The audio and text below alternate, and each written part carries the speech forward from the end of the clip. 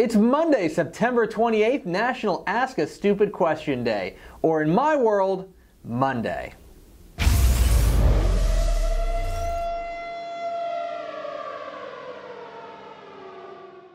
Welcome into Monday Morning Fallout in partnership with the NFHS Network, where we overreact to everything from the football weekend. My name is Greg Tepper of TexasFootball.com.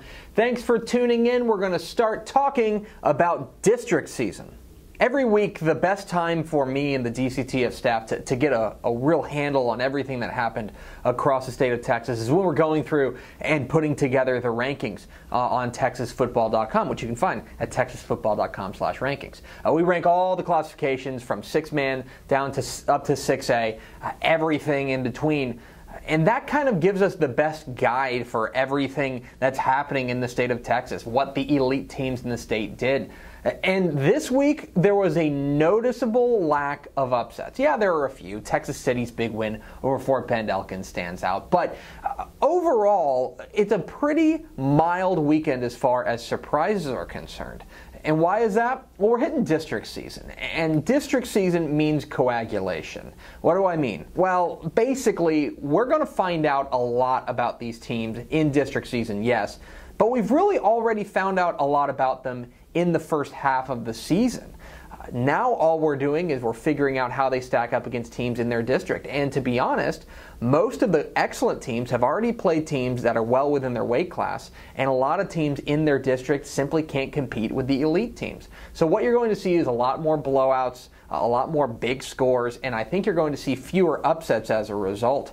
That's not to say Texas high school football season is over by any stretch of the imagination. We're only getting into the interesting part. But if you're looking for big-time upsets, I think that now is the time where you're going to start seeing fewer and fewer of them.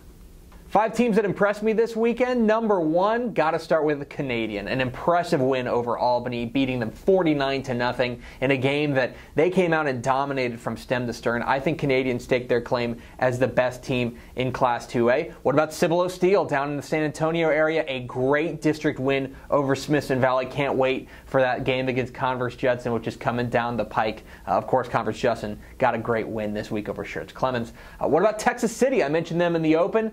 Their upset win over Fort Bend Elkins has turned that district upside down. Going to be fun to watch the Stingerees the rest of the way. What about Lancaster? Lancaster beats Mansfield Timberview. A nice bounce back win for the Tigers. I think they've got the talent. It's going to be a matter of them putting it together week in and week out. This past week, very impressed by them. And what about Troy? A very gutty win over Lorena. They were down big in this one at halftime, came back to win. Great win for the Trojans.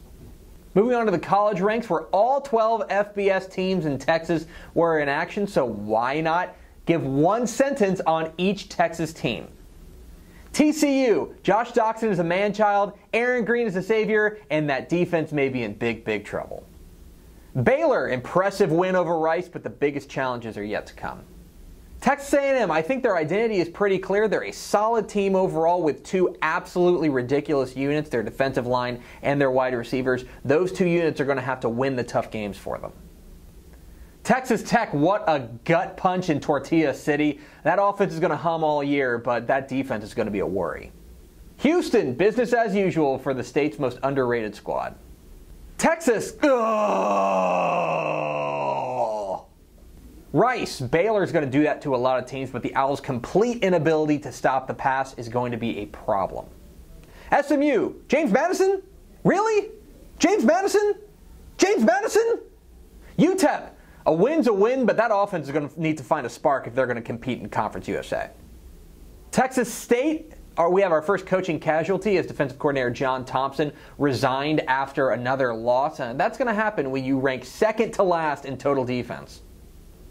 UTSA, the mark of a young team is when you can't finish games. That's what we're seeing from the Roadrunners right now.